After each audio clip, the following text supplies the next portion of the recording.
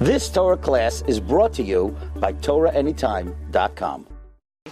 Welcome, everyone. We are doing Part 2 of our Nefesh, Ruach, Neshama series.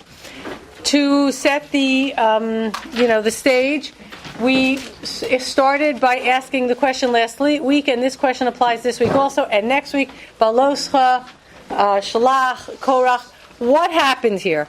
Am Yisrael were just about to proceed into Eretz Yisrael, and everything fell apart.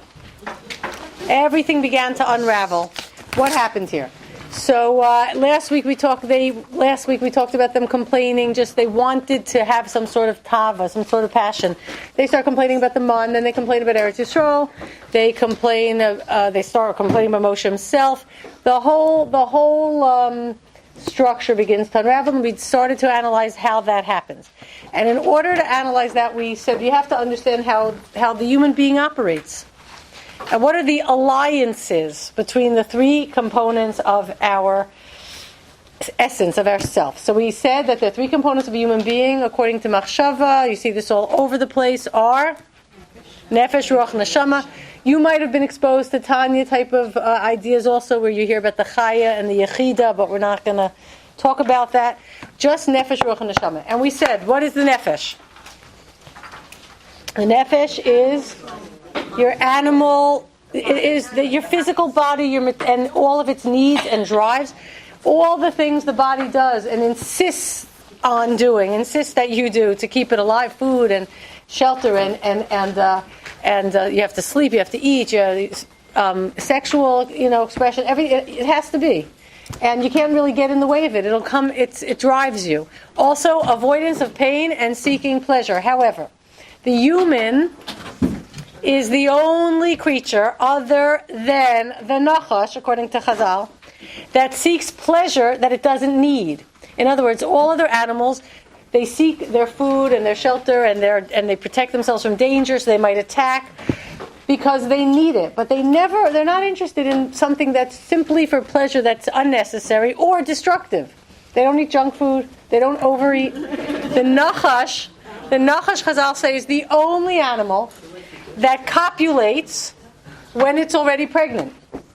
Means it's just for pleasure. Now the Nachash is associated in the tzadik story, which we're going to focus on a bit more today, with the Nefesh. Nefesh and Nachash, we're using them interchangeably because the three characters in the tzadik story, Isha, and Nachash, are Neshama, Ruach, and Nefesh.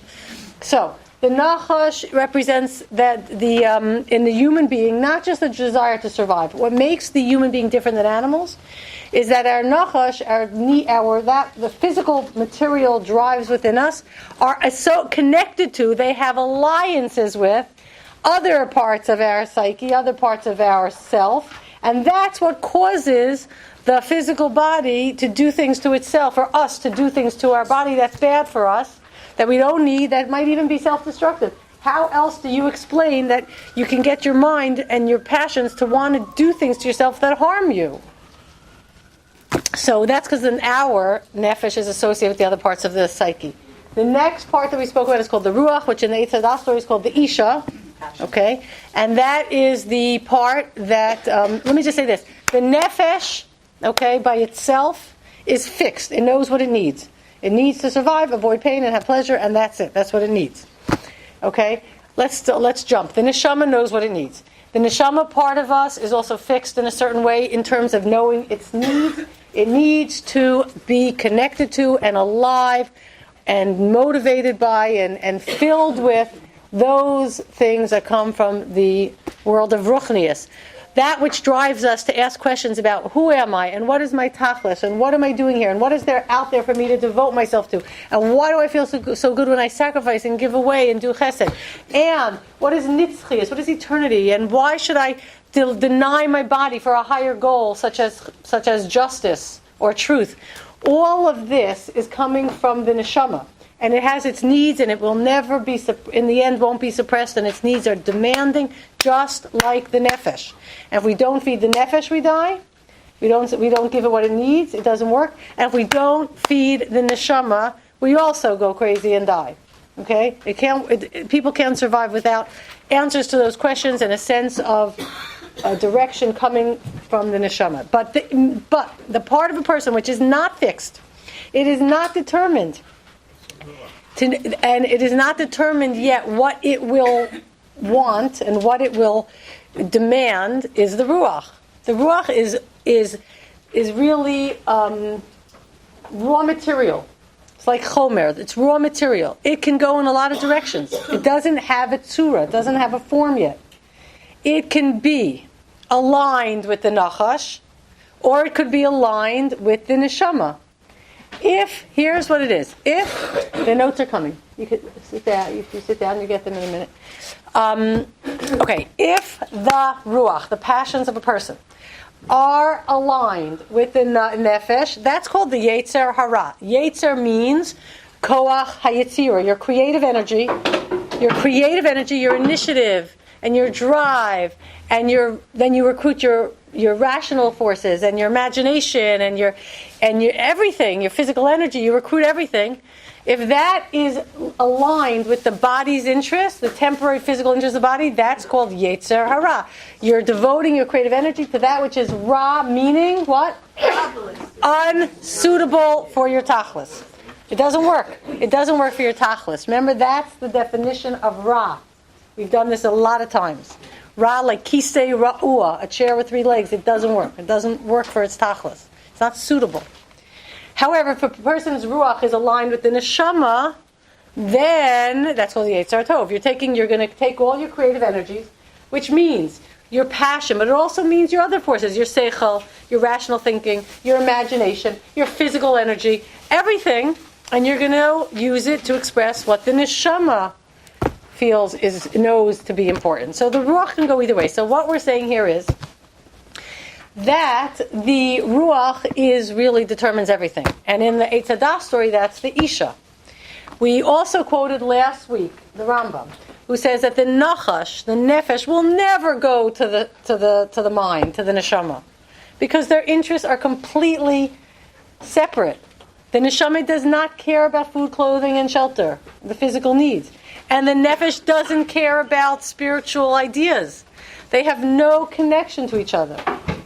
And therefore the nachash or the nefesh of a person will never appeal to the neshama of a person. However, what the nachash can do and what the neshama can do, they can both make a play to seduce, so to speak, the Isha, the Ruach. And it all depends on it doesn't only depend on who makes a better argument. It doesn't depend on that.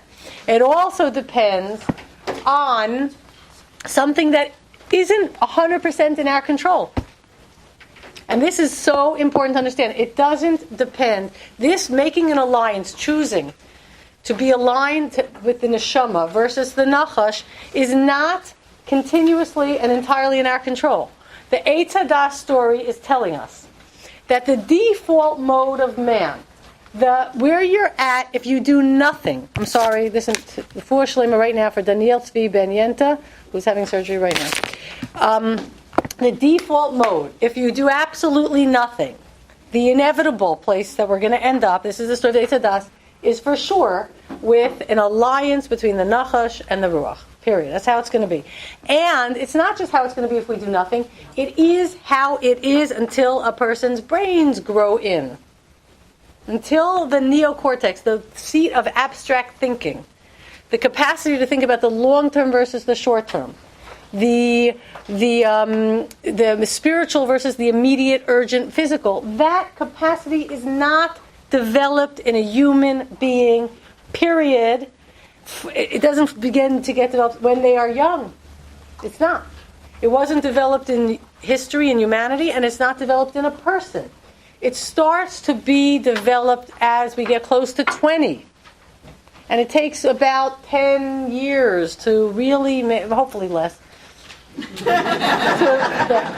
develop. Now, this is what it looks like in real life, okay? What it looks like in real life is like this. When a child is 10 or 15 or 18 or maybe 21, we would still forgive them if they're just really irrational, self-absorbed, making ridiculous excuses to do what they want to do that makes no sense and that's wrong, okay?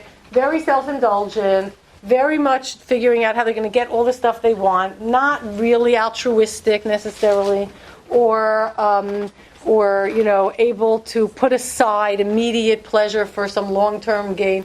If we could forgive a person who's 20 or 21, 22 maybe, for still being like that, and especially if the culture encourages it. But you see a person who's 30, and their Nachash Isha, their Nefesh and Ruach are just so, they've never been, no one's ever interfered with that. So there they are. They want what they want because they want it, because it feels good, because they think it makes sense. They can't be rational about, or objective. They really don't care what anybody else wants. They don't care what's better for everybody, or for the family, or for the community, or for anybody. They don't care what impression they're making. They just know, this is what I want, and this is why it's right, and they're very defensive. By the time somebody's 30, and they're behaving like that, we have a name for them. Narcissist, hedonist, and nobody has patience for people like that. Because we all know it's not okay. We all know that it is normal and healthy and expected that when a person reaches maturity, and by the way, you're not even chayav really, ben adam lamakom till 20, because your brains haven't grown in yet fully. But where chinuch is very, very important, because if we don't train our kids young to understand the difference between the nachash and the neshama, they'll never be able, it'll be very hard for them to finally disentangle. But what we start to do at maturity, we're starting to do really a process, and really I guess in the olden days we were more mature, younger, and bar mitzvah, bas mitzvah, the process started. We are disentangling the ruach, the passions and the drive and all of that, from the nefesh, and we're reconnecting it to the neshama. We expect to see that process very much in play by healthy, mature people. And if we don't see it happening, something is wrong. But we have to know that we're not born like that. That is our mission in life. That is our journey. And what we have to do now quickly is go back for 5 minutes, to the Bereshis, Pergal Third Gimel. Just look inside for a minute. I mentioned this last week. Look inside for a minute, and you'll see that the model is like this. And I want to reiterate it. Perek Aleph describes the human being when the Neshama and the Ruach, the Ish and the Isha are one. That human being is called Tselem Elokim, just like Hashem, because what we know to be true and what we desire to be true are the same. They're completely equal. No one is stronger than the other, and both together drive the engine, and the Nefesh, or the Nachash, doesn't appear at all, because when the mind and the heart are united, the body does not have an agenda of its own. It doesn't have a voice of its own. It's just subsumed and completely cooperative, does whatever the neshama and the body and the ruach want. This creature is created in Perek Aleph b'shem Elokim. Okay, do you have your notes now? So look at the psukim. Created b'shem Elokim. I brought you the psukim there. I don't have a set of notes. So, it's created b'shem Elokim. The word used is vayivra. Look at the psukim, and it's in section 4 in your notes. The word used is vayivra, which is yesh me'ayin. It's altogether different than anything else that exists. All right? It's called tov ma'od. It's zachar and nekeva. You understand what that means? It's isha and isha. And Hashem does not limit it in any way. There's no etzadas. There's no assert. There's nothing. Mikol etzagan achol tachal. You can take my world and enjoy all of it. Eat from every tree, meaning make use of everything. Nothing's a risk. Nothing's a danger. Take advantage of everything in the world without limitation, because the drive, the equal drive of the mind and the heart are together. We don't have anything to be worried about that a person will start inventing distortions to provide excuses for themselves to do what they really shouldn't be doing. It's not going to happen.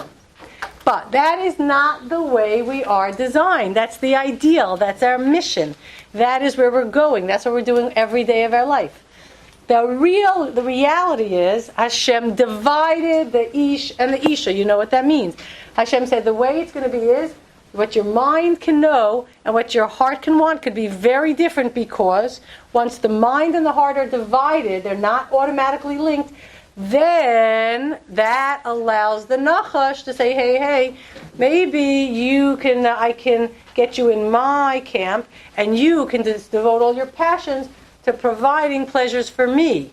Maybe, and that alliance between the Nachash and the Isha, it happens. The fact that this story, which takes place in 6 days of creation, which don't count as real time, which the Rambam says is as esoteric and deep as the Master Merkava, the divine chariot, it's telling you that by the time we get conscious as humanity or as a person, like we have some self-awareness, it's already, the Nachash and Isha are already like this. They're already linked. It's inevitable. It happens. That's it. The warning of not to eat from the Eitz Hadas is saying because your mind and your heart can go in two different directions. That's Perek Beis. That's Perek Beis. Perek Beis is number one. Let's just stop for a second. It's Hashem Elokim. You see in the Pesukim. Hashem Elokim, because you need Rachmanis, because you're not going to be perfect now. It's vayitzer, it's forming, it's not vayiver, it's organic, making something from whatever exists. We're physical. We're made out of organic matter. We are called afar min hadama, not selam elokim, dirt of the earth. We're called nefesh chaya, animals. We are told lo tov, this is no good, and Hashem divides. Why is it lo tov? Tov means suitable for your tachlis. Hashem says if the Neshama and the Ruach are just automatically united, that's not suitable for your tachlis. Your tachlis is to bring them together. So Hashem divides them, and then it says Hashem brings the woman to the man, right? You see in the Pesukim? And then, Vayu lebasar echad. This is the command. You must realign and be one. The Neshama and the Ruach, Isha and Isha have to be one. But because they are divided, Hashem says, be careful. Now you'll discover that in your psyche, in your gan here, this is the gan. How do we know this is the gan? Look in your psukim.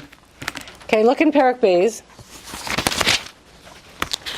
Look in Perek Beis. When it talks about the trees in the gan, okay, look in Pasuk Tes.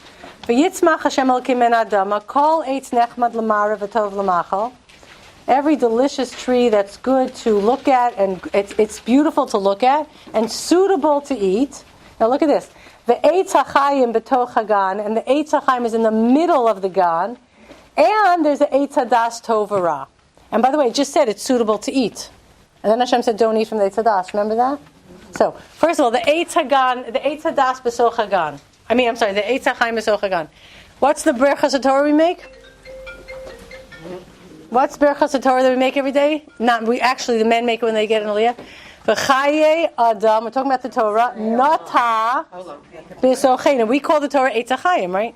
And we say in the bracha, you planted it in us. So where's the Eitz Hadah? Where is this Gan Eden where the Eitz HaChaim is planted?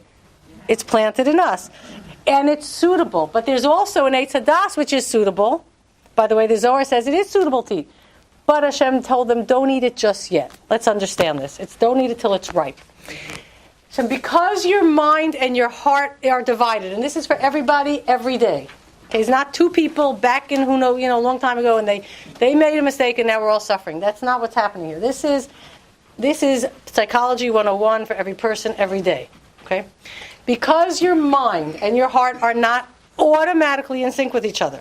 Okay, so what could happen is, all right, that you could, if you eat from this tree, you will find that you will die. What that means is. And then the Nachash comes in to say, yeah, it's a good idea, you won't die. The tree of Eitz Hadas Tovara. Das, we understand that it means, we've learned this a lot, Vayeda Adam Yada Eschava. When two so separate entities are discovered to be one, that they're actually one. When it's so much a part of you that it's you. This tree, what does it mean tree? Tree clearly means something that you're sustained by. So there is a possibility that we would be sustained. This is dangerous. We would decide to be sustained by the knowledge of Tov V'Ra, meaning we would get to a place, we would allow ourselves to get to a place that's called eating, where we feel and we're driven by our confidence that our subjective opinion about what is suitable and what is not suitable is true. It will believe it so much. That's das. When you just know it because it's you. It's one with you. You just feel like you just know what is suitable and what is not suitable for your well-being spiritually in every way, and you trust yourself, and that's why the Nefesh says, God, Hashem says, He doesn't want you to even, because Vayisa Kelohim really, which Rashi says, you'll be like a judge. You will be the judge. You will feel absolutely confident that the way you see things is absolutely true. I know it. You'll say, I know it. I understand it. I get it. This is right. You can't tell me I'm wrong, and I know what's suitable and not suitable. We'll be absolutely convinced and confident in our impressions of what is tov and what is ra. And Hashem says, be careful about doing that, because now that your mind and your heart are divided, it's not so sure that what you feel to be right and wrong is going to be right and wrong. You might be twisting things because your heart might be not aligned with your soul, but aligned with your body, in which case you'll distort a lot of stuff, and then you'll believe it so strongly. Now, it is true. We are meant to eat from the Eitz Hadas Tov Ra, meaning we are meant to be creatures where our gut instinct is so pure that what we feel and have intuitive knowledge to be good or bad is truly good or bad. That is when the Isha and the Isha are one. When the Ruach and the Neshama are one, our gut instinct, and what we intuitively feel is Tov or Ra is true. It is. Well, that's like Hashem. That's Selam Elokim. In the first parak, there is no problem with Eitz Hadas. It's only in the second parak becomes a danger. Be careful.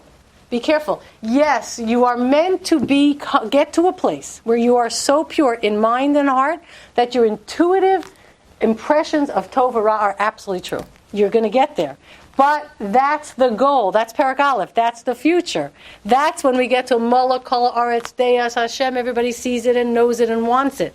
But the journey, now that I'm dividing you, is don't assume you're there yet. Don't assume you're there yet, because it's very likely that what you believe to be good and bad is not pure, because it's been tainted by your connections and your interest in your body's pleasures. And that's where the Nachash comes in and says, yeah. When would that have happened? On Shabbos? 4 hours? Yes, perfect. The Zohar says they should have waited till Shabbos. Exactly. Now, the Nachash comes in and says, that's us. Oh, really?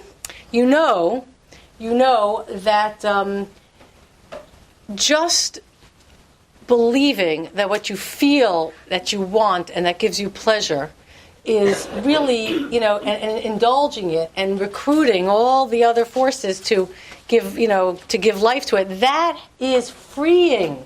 That is godlike. Whatever you want, you feel that's right, and you give it to yourself. That's like God. And the truth is, it is like Hashem. Hashem knows what's right, wants it, and does it. And that is, and the Nachash is saying, if there's such a good feeling when you just want something, then you figure out why it's suitable for you, okay? And you trust yourself, and you give it to yourself, you just surrender to it. It's an amazing feeling. It's freeing. It's godlike, and we've all experienced it. It is. The problem is, it will kill you, because the stuff that we tell ourselves that those important fantasies that we invent to explain why what we want is freeing and liberating and good and redemptive, in the end, it's all lies. It's all fake news, and it kills us. So that's what's going on there. Does this make sense? Mm-hmm. Yes, but where is guilt in this? So very good. In fact, somebody wrote me an email last night, Allison, if you're listening. Guilt. So let's do this for a second. What is a tzadik? What is a rasha? And what is guilt? A tzadik, we said many times, from hin tzedek, even tzedek, right? A perfect, consistent weight. That's where we find it in the Torah. Is consistency. It's always him. So a tzadik is most of the time, or more or less, but generally more, linking the neshama to the ruach and stays consistent. Okay? The rasha the rasha, if you see, and we mentioned this also first parak in Tehillim, where it talks about the rasha. Go into the Mefarshim there. A few of them explain the word rasha. The word rasha is the root of the word laharshia, like the ocean, to churn, to lurch, to be chaotic. A rasha is that we are taught. I don't remember the source of this is, but rashayim Malayim charata. Rishayim have tons of regret all the time. Why? Because they're lurching. One moment, their Neshama and the Ruach are together and they're devoted and they're doing the right thing and they're davening, they're doing mitzvahs and they're good. 2 minutes later, the Nachash kicks in and they shift over and they tell themselves some lie to allow themselves to do something that they really shouldn't be doing, and they get all, they trust it, they know it, that it's right, they have excuses, and they do it. And then they're like, wait a second, how this just happened? And then they feel terrible, and they go back and they relink their neshama to the ish to the isha, and they have a few good moments or a day or two, and then boom, and that's a rasha. Really just means, according to this, not a horrible, evil person who wants to destroy the Jewish people. That's an oyev or a soneh. But a rasha is a person who lurches back and forth so much, they never really get anywhere. And they are regretting that they're constantly doing tshuva. Okay? So that doesn't mean you're the worst person that ever lived, and I want to make this very clear. It's not in your notes. I'm rushing a little bit because I want to get to Kohelet, which is the second half of this year. Devarim Perek Yud Pasuk Chaf. It's not in the notes again, but you can look it up, write it down. Very important pasuk. Es Hashem Elokecha Tira. You should fear Hashem your God. How do you fulfill that mitzvah? To make a long story short, learned out from the Akedah to the story of the Akedah. Rav Hutner teaches this based on something that Rabbeinu Gershon says. Rabbeinu Yonah says. Basically, how do you fulfill this mitzvah? So the way you fulfill this mitzvah, the Gemara says, is but your avera, an opportunity to do an avera presents itself, and a person, and this is invisible. It all takes place here and here. An opportunity to do an avera presents itself. And a struggles and says, no, I'm not going to listen to all these, rationalizations and excuses. No, I have made a decision. I'm consistent. I do what's right. And a person fights inside themselves, and they don't transgress that avera. That constitutes fulfilling the mitzvah's aseh of Es Hashem Elokecha Tira. It is very rare to find a mitzvah's aseh you fulfill with no action, just inside yourself. Now, many people will make the mistake and think, because I'm still struggling, that means I'm nowhere, and I'm a horrible person. But actually, the struggle and overcoming and committing to keep that link between the Neshama and the Ruach, that is a mitzvah's aseh doraisa that we shouldn't be fighting that battle all day, every day. We should make a decision and stick with it. But the real truth is that when a person goes through that process, they have fulfilled a mitzvah's aseh doraisa from the Torah. Okay? It's a very important thing to understand. It doesn't make a person a rasha that they're going through this. What makes a person rasha is, and rasha doesn't mean, the worst person ever lived, is the lack of deciding to be consistent. Okay. Now, what I want to do, I just need a set of notes. Anybody want to spare one? Do we have an extra? You'll look on it, Bonnie? Thank you, Mindy. Okay. So now we are in Kohelet, okay, which is page 4.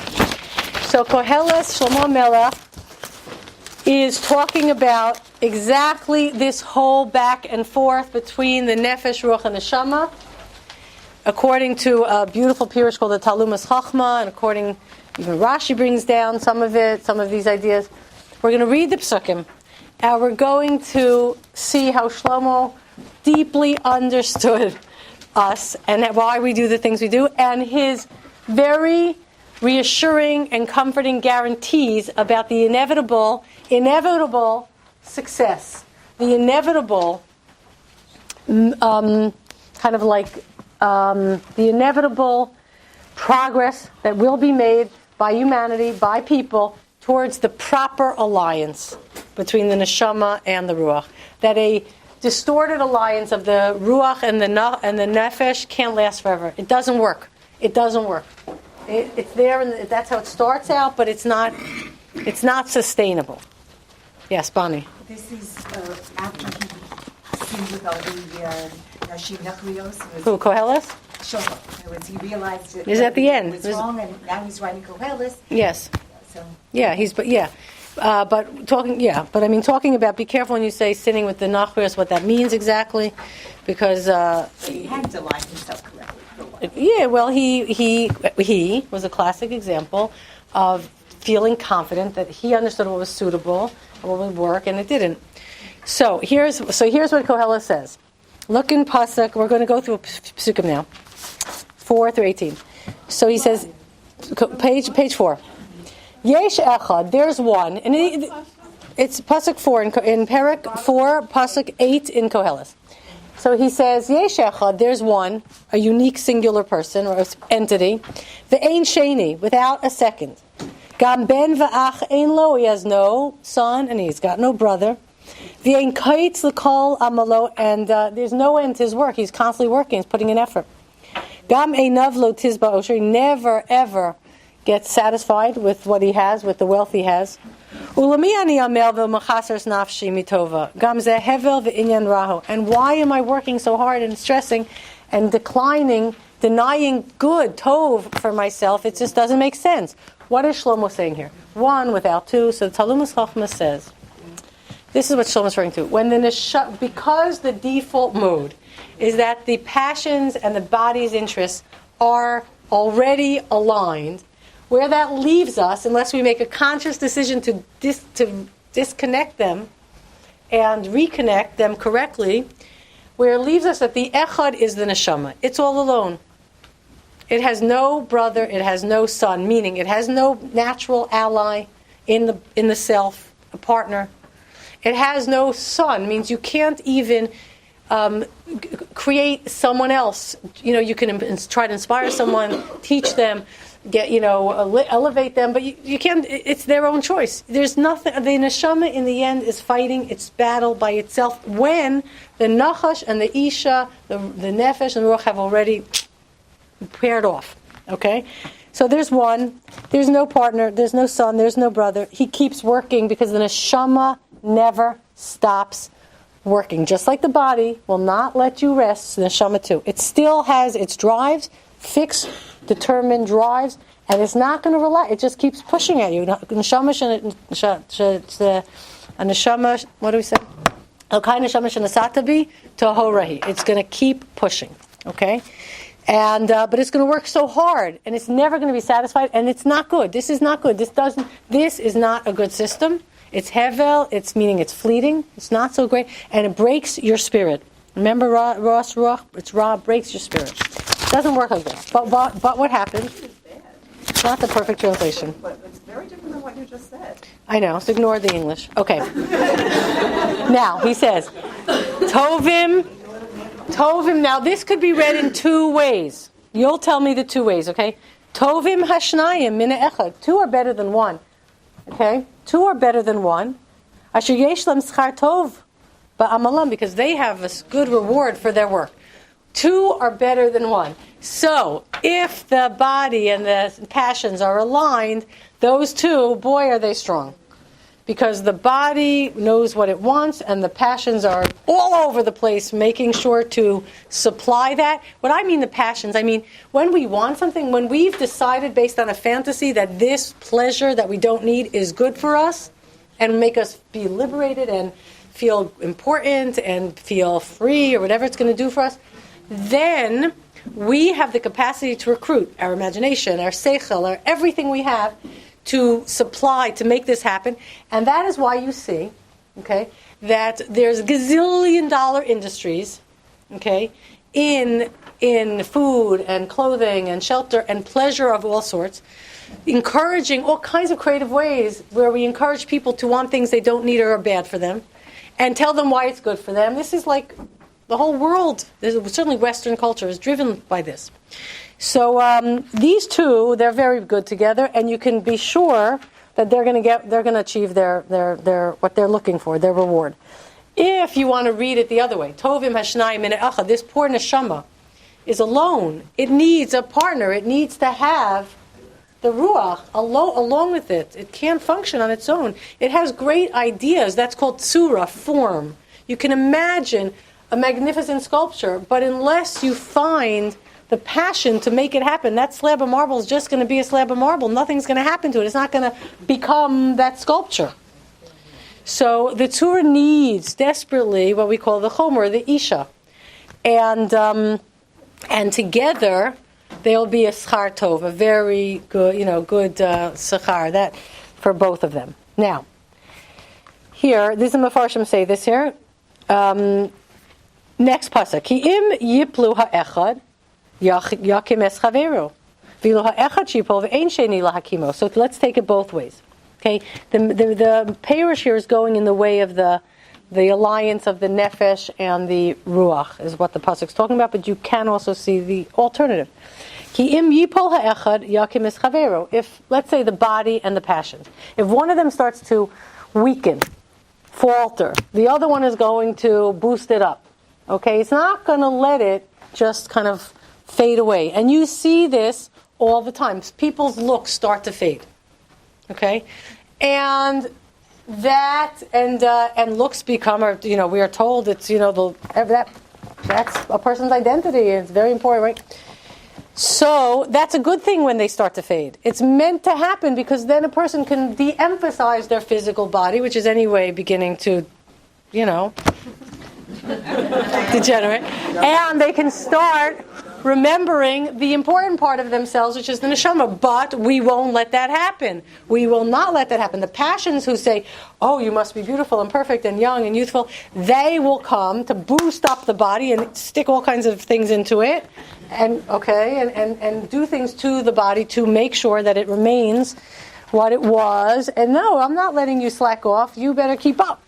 Okay? And that applies in many, many ways. Okay? The other way too, if the passions start to diminish, the appetites of a person as they get older naturally start to diminish. It's good. We're supposed to let that happen because we're supposed to get an appetite for more important things. But when the appetite starts to diminish, what does the body say? Oh, well then I will go look for more stimulating things to wake up the appetites. This is what the Kohelet is saying, and this is a vicious cycle. However, if you read the pasuk the other way, if the Neshama that understands starts to weaken, the Eov, Tsaris, the Holocaust, whatever, okay, then the heart that knows, that is connected to Hashem, that has devekus, that just feels there's nothing, it just intuitively knows, there's nothing but Hashem anyway. It boosts up this. It boosts up the mind. It has it explains it. It gives it that encouragement to be patient, wait for answers, don't make judgments, trust anyway. Like that goes two ways. Ezer Kenegdo. Exactly. Ezer Kenegdo. That's what it really means. Exactly. Next pasuk. I'm going to skip right to pasuk 12. V'im yitzkafu ha'echad, hashnayim yamdu negdo. And if one is attacked, two can stand up to him. V'achod ha'meshulash lo b'mhera yinatek. So if one attacks, if the Nachash attacks the Neshama Ruach alliance, it is no contest. Okay, no contest. If the Neshama tries to attack the Nachash Isha alliance, the Nefesh Ruach alliance, he already said hopeless. It's not going to happen. They're not going to listen. They're not interested. Hachod hamishulash eino b'mhera yinatek. Both ways. If you have the neshama and the heart together, and the body is very happy to cooperate, it doesn't appear to have its own interest then, is a very strong combination. But that's when the mind rules the heart, which rules the body, which is melech. You know that moach, lev, kaved, the liver, the body. That's king. That's a melech. However, if the 3-strand cord is with the nachash ruling, okay, you have actually chaf lamid mem, kalem, destruction, kaved, lev, moach, and it's all coming from the body and the physical interest, then you have destruction. Then you have self-destruction. Now, what Kohelet is going to say here, we're going to go on, because this is where he gets very encouraging. Okay? He says, but have no fear. Okay? There's pasuk 13. It says, Tov yeled miskein v'chacham mimelech zakein uksil asher lo yada lehizaher od.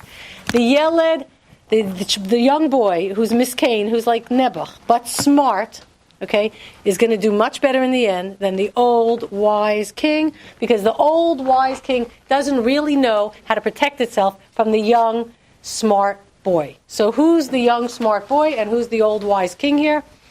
So the foolish king, sorry. The young, smart boy, and the old, foolish king, sorry.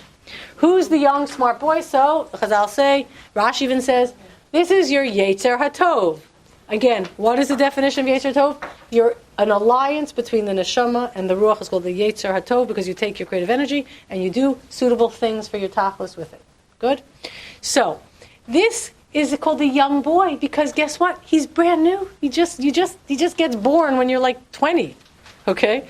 He's brand new to the scene. And the old foolish king who's been around forever, that's your default mode. You know, he thinks he's the boss, but there's a built-in safety measure here. He doesn't have the tools to really protect himself against the domination of this young, smart boy. Because what we learn here is that HaKadosh Baruch Hu set it up that the physicality and its needs, they're not smart. They're limited, and they're about right now and right here. But the seichel is much, and the neshama is much bigger interest in mind, and much more compelling too when a person lets themselves think. And in the end, it's just going to overcome and overwhelm that other alliance. If you look here in the Pirush here on 13, okay.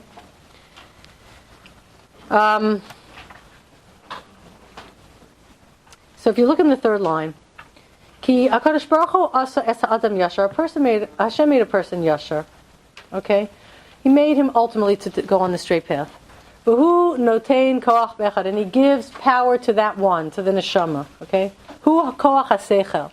It's the koach of your seichel. Lehisgaber aleim, to overpower the other two. Okay?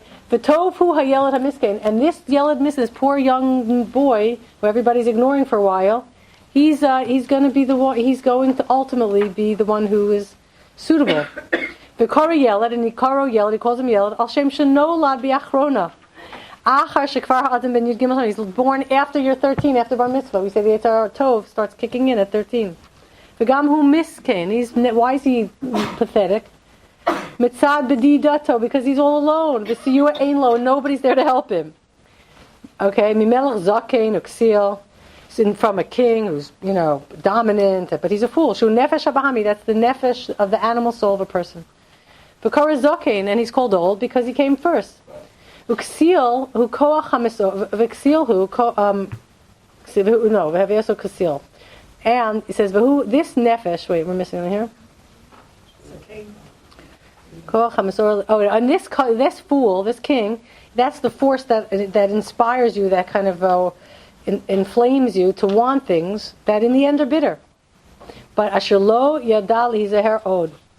Amar ki be'emet ha'koach ha'huksil shall eat. What is it? Aleph yal here? No. Shall yad. No, sorry. But basically, he cannot be too careful.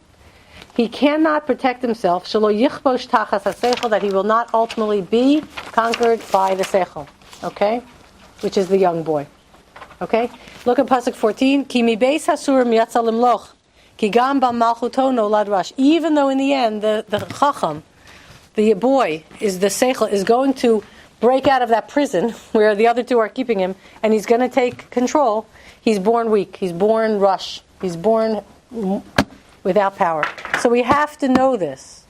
Doesn't make a person bad to be in their earlier stages in the grip, but it does make a person bad, ra, which means unsuitable for your tachlis, to be like that throughout life. That isn't good. That's not okay. And it's not even designed to be like that. In fact, when we see a person who's a person with intelligence and higher aspirations, maybe the president of a country, pastor, all right, scientists, philosophers, intelligent people who've learned and been exposed and understood things, and then they fall into the trap of that nefesh ruach, that there's some silly, narcissistic, self-centered indulgence that's destructive for them.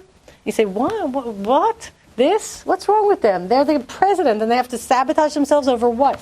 The same thing that a 12-year-old is, gonna the type of behavior of a child, of a teenager. You can't give in. You can't control yourself a little bit. You can't. Is there no greater? You're goals that you're holding on to than. And you see this all the time. People that self-sabotage, and it's lo magila. It's like, it makes no sense. Okay, so this is what Shlomo HaMelech is telling us. Now, furthermore, in the end, now this is a fundamental point. In the story of eating from the tzadas, okay? So then HaKadosh Baruch Hu comes to the Isha, who's now aligned with the Nachash, and says, look, there's only one way out of this trap. And the way out of this trap is you have to disentangle yourself. Because if you stay like this, you will die. You will self-destruct. And that's why people who realize that they're so entangled, they say, I can't take it anymore. I'm going to Alcoholics Anonymous. I'm going to anger management. I'm going to Overeaters Anonymous. I'm going to meditate because I'm so jealous and frustrated all the time. I'm going to going to relationship courses to learn how to. People fix themselves because they can't take it. It feels horrible. It's self-destructive. In the end, though, along this process, when the mind and the neshama can always keep saying, there's something better for you. This isn't okay. This isn't a life. Why? That's why we feel so dissatisfied. That's why we feel so frustrated with ourselves. That's why people fix themselves, because of the neshama. But when the neshama is pushing a person, and the heart, which is aligned to the body, is pulling a person, okay? And there's a dilemma. What to do in a certain situation. Okay? Who usually wins? The neshama, seichel, or the heart, body? Who usually wins? Yeah, the Ruach will almost always win. Because what I want, if I want it, then I just tell the Ish, here, eat this. Which means, give me excuses, tell me why it's important. I recruit, as I said, my imagination and my logic and my rational thinking and my everything everything. Culture and experience and habit and whatever it is. I just pull it all in. Because the Isha can just go to the Ish and just say, eat this. Okay? That's the pasuk. So the Ruach always wins. Okay? But as Kohelet just said, always isn't the right word. It doesn't always win. It will win up to a point until it can't win anymore, and then the neshama will start to assert itself. But more than that, it's not just the neshama will assert itself.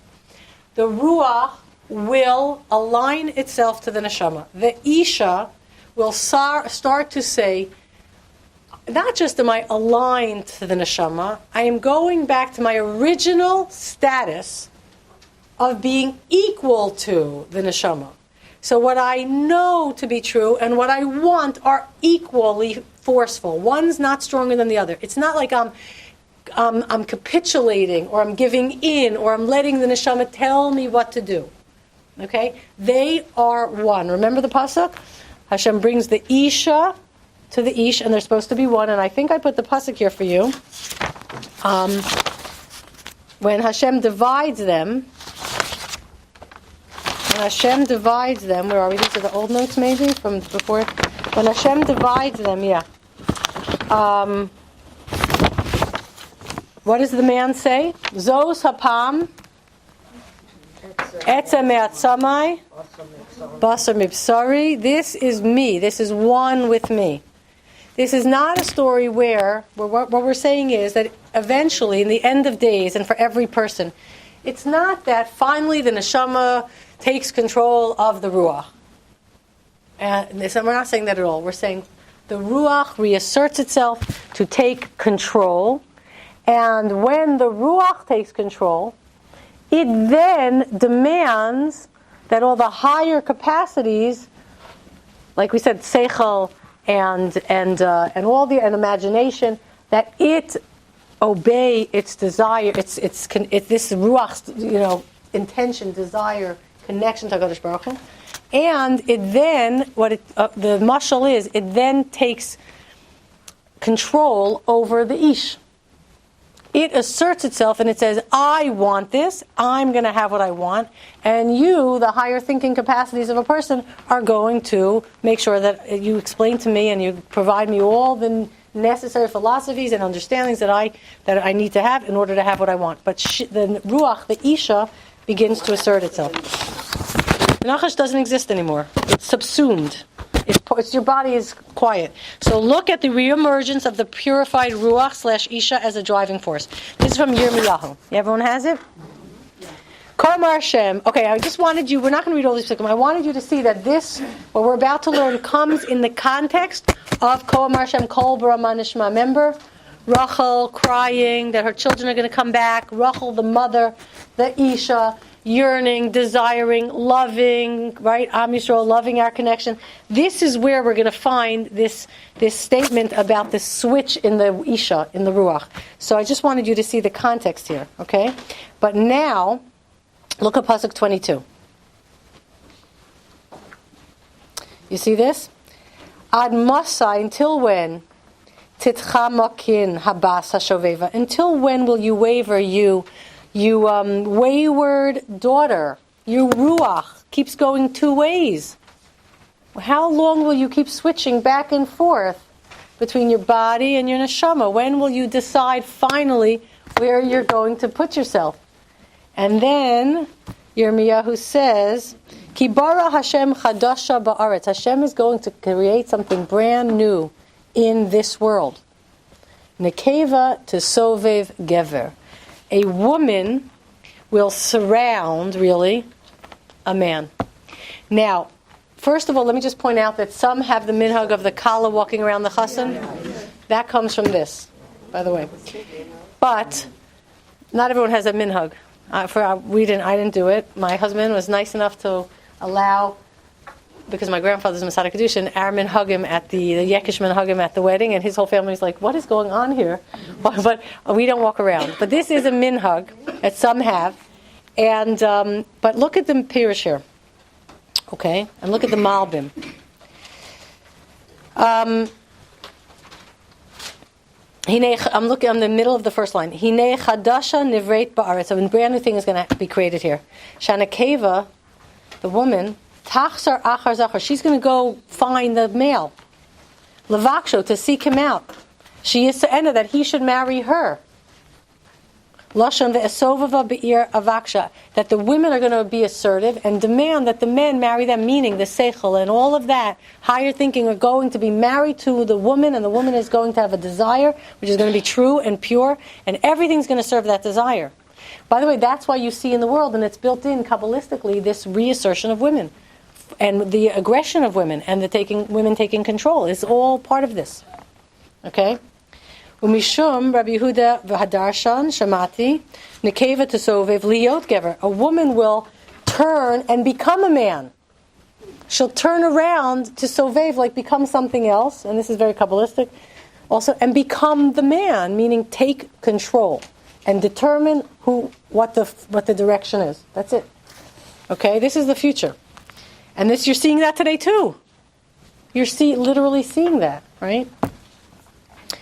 And if you look at the Malbim, to sovev es hagever, she will surround or encircle the man. Utavakesh also, and she will demand from him sheyavo oleh, that he will ultimately be her partner. For who lo yavakesh also. It's not going to be that the neshama is going to go try to get the heart in line and try to conquer it. It's not going to happen anymore. The heart will conquer everything else. That's the future. This is the future. And in the Pirush on this, and the Gemara on this says, okay, in the West, in Eretz Yisrael, in Bavel, they said that in the West, one who lives without a wife is left without Torah and without a wall of protection. He is without Torah, as it is written, is it that I have no help in me? Okay, I'm quoting the Eov here. Indicating that one who does not have a wife lacks sound wisdom, in other words, Torah. He is without a wall. As it is written, a woman shall go around a man similar to a wall. The Gemara is saying, if the heart is not aligned with the Neshama, there's no protection. For the Neshama can fight and fight for what it wants, but it's not going to be protected. It's not going to be secure. There's nothing to rely on. If the heart is not one with the neshama, no matter how, it's a hopeless, it's not a hopeless, but it's a very frustrating battle. What we're trying to say here, to sum it all up, okay? We are not supposed to operate where we feel that our higher knowledge or yearnings is forcing our emotions to comply. We're not supposed to be in a fight. We're not supposed to be master-servant. We're not supposed to be ruler-subject. It's not the way it's meant to be. In fact, in Hosea, I forgot, I just was preparing for my daughter's test. And there's a pasuk there, Parak Aleph or Parak Beis, it says to the woman, you will no longer call, the woman, it's a mashal, you will no longer call your husband Baali, my master. You will call it Ishi, like in Bereshis. Meaning we are not supposed to operate where with our neshama or our higher, what we know to be true, is always fighting and forcing us and making us comply. It's not supposed to be a battle like that. We're supposed to get to a point where we made a decision that what we want and what is true are one. And we're not constantly in conflict. And we're not constantly lurching. We are consistent. And we don't want to make a mockery of that decision that we've made by constantly rethinking it. And deciding if we really made that decision or not. So this is the day-to-day battle. To eat from the Eitz Hadas, meaning to believe, to let that what we think is suitable really is, or not to eat from the Eitz Hadas just yet. To still work on making sure that what we know is true and what we want is they're both the same. What we want, what is true, and we don't want things that are not true, and then we find excuses why what we want really is a good expression of what is true. In other words, we do something that is treif. We're doing something that's not l'shem shamayim, but we're making excuses that it is. We do something that gives us pleasure, maybe material pleasure or egotistical pleasure or whatever pleasure, or makes us feel better than everyone else because remember the curtain that we're all competing. And then we're saying it's really l'shem shamayim. We like to do that because everyone's embarrassed. Everyone's embarrassed to just say, I just excuse myself for everything I really want anyway because I just want it. People don't want to say that. So they say, oh no, it's really l'shem shamayim and this is why I'm doing it. And right? And it's a higher purpose. And we don't, right? So this is the day-to-day battle that we're always engaged in. But as Kohelet and Yirmiyahu tell us, this is the main thing. Because in the end, the heart, okay? First he says then the seichel is going to assert itself. Oh my gosh. But in the final, and it's going to take control. But in the final end, the Ruach is going to be stronger than everything. And when we feel that in us, when we feel that sense of the passion and the yearning and it's driving us, we don't suppress it. We're not meant to suppress it. Let it take control. Okay? And we just have to make sure that it wants what's really emes. All right, everybody. Yes, that's the instructions yes, it has to be. You've just experienced another Torah class brought to you by TorahAnytime.com.